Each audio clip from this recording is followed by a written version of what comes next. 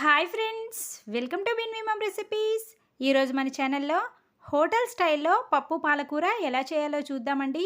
ఆకుకూరలు అయితే హెల్త్కి చాలా మంచిది కదా, కానీ పాలకూర కొద్దిమంది అవాయిడ్ చేస్తూ ఉంటారు. ఈ ప్రాసెస్లో ట్రై చేయండి. పప్పు పాలకూర రుచి అయితే చాలా చాలా బాగుంటుంది. అలాగే మనం డైలీ భోజనం చేసినప్పుడు ముందుగా ఒక ముద్దని కరివేపాకు పొడితో తీసుకోవడం హెల్త్కి అయితే చాలా చాలా మంచిదండి. ఎన్నో ఔషధ గుణాలు ఉన్నాయి కదా కరివేపాకులో. అయితే ఈ కరివేపాకుని డైరెక్ట్గా తీసుకొని వాళ్ళు ఈ విధంగా పొడి చేసుకొని తీసుకోండి, హెల్త్కి అయితే చాలా మంచిది. ఈ కరివేపాకు పొడి రెసిపీ కూడా మన ఛానల్లో ఉంది. ఇంకా ఎవరైనా వాచ్ చేయకపోతే వాచ్ చేయండి. అలాగే ఈ వీడియోలో అయితే ఎంతో టేస్టీగా ఉండే పప్పు పాలకూర ఎలా చేయాలో చూద్దాం. ఈ పప్పు పాలకూర చేసుకున్నప్పుడు కొద్దిగా కరివేపాకు పొడి కూడా దానిలో కలుపుకొని తింటే రుచి మరింత బాగుంటుంది. ఇక ఆలస్యం ఎందుకండి, ఎంతో టేస్టీ అయిన పప్పు పాలకూర రెసిపీ ఎలా చేయాలో చూసేద్దాం రండి. ముందుగా ఒక కుక్కర్లోకి 1 కప్పు కందిపప్పు, 2 కప్పుల వాటర్ వేసుకొని ఈ విధంగా మెత్తగా ఉడికించుకోవాలి. ఇలా మెత్తగా ఉడికించుకున్న పప్పుని పప్పు గుత్తితో మెదుపుకోవాలి. చూసారు కదండి, ఈ విధంగా పప్పుని బాగా మెత్తగా ఉడికించుకోండి. ఇలా మెదుపుకున్న తర్వాత ఈ పప్పుని పక్కన పెట్టేసుకోవాలి. ఇప్పుడు పోపు కోసం స్టవ్ పైన కడాయి పెట్టుకొని 2 స్పూన్ల ఆయిల్ వేసుకోవాలి. ఆయిల్ వేడైన తర్వాత 1 స్పూన్ ఆవాలు, 1 స్పూన్ జీలకర్ర, 1 స్పూన్ మినపప్పు, 1 స్పూను పచ్చిశనగపప్పు వేసుకొని వేయించుకోవాలి.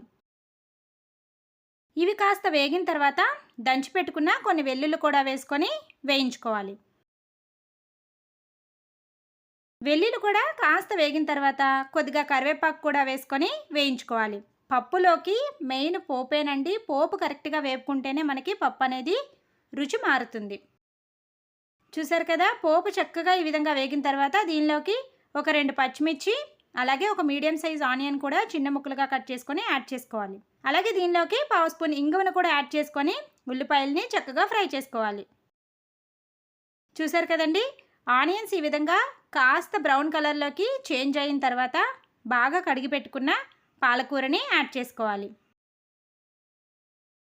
ఈ విధంగా పాలకూరని యాడ్ చేసుకున్న తర్వాత దీనిలోకి ఒక 1/2 స్పూన్ పసుపు, అలాగే 1 స్పూను సాల్ట్ని వేసుకొని అంతా కలుపుకొని మూత పెట్టుకొని ఇది పచ్చివాసన పోయిన వరకు మగ్గించుకోవాలి. చూసారు కదండి, పాలకూర ఈ విధంగా మగ్గిన తర్వాత దీనిలోకి 1 కప్పు చిన్న ముక్కలుగా కట్ చేసుకున్న టొమాటో ముక్కల్ని యాడ్ చేసుకోవాలి. పాలకూర అలాగే టొమాటో కలిపి తీసుకోకూడదు అంటారు కదండి, అది కిడ్నీలో స్టోన్స్ ఉన్న వాళ్ళైతే కలిపి తీసుకోకూడదండి. మామూలుగా అయితే పాలకూర అలాగే టొమాటోని కలిపి వండుకున్నా ఏమీ ఇబ్బంది ఉండదు.